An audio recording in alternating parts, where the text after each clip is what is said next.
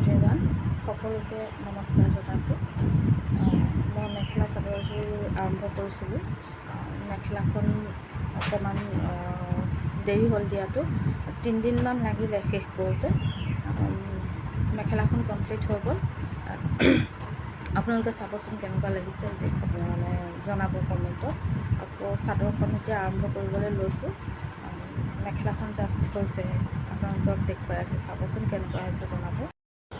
এইখন মেখেলাখন এনেকৈ দুটা পাৰি ডাঙৰকৈ দিছোঁ, সৰুকৈ এটা পাৰি দি দিছোঁ, মানে টোটেল 3টা পাৰি হৈছে। এয়া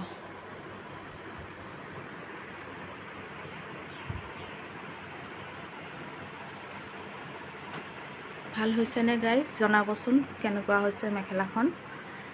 ওচৰৰ পৰা দেখুৱাই দিছোঁ ফুলটো এবাৰ। এয়া ওপৰত সৰুকৈ 1 লাইন দিছোঁ, তলত এই 2টা লাইন ডাঙৰকৈ দিছোঁ। মোৰ আপোনালোকক কোৱাই নহ'লে নহয়, মই কি ইউজ কৰিছোঁ। মেখেলাখন বনাবলৈ মই এয়া ফ্লাৱাৰ ৰিবন লেছ, এই হোৱাইট কালাৰ, এইটো পিংক কালাৰ, তাৰপিছতে আঠা লগাবৰ বাবে এইটো গ্লুটো লৈছোঁ, আৰু 3D আউটলাইনাৰ এইটো হোৱাইট কালাৰ লৈছোঁ, আৰু এইটো গ্ৰীণ কালাৰ লৈছোঁ।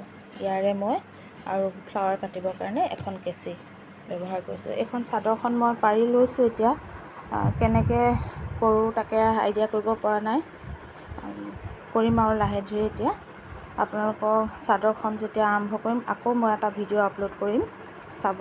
সকলোৱে মৰম দিছে, ভাল লাগিছে, আগলৈও চাই যাব, মই দেখুৱাই যাম।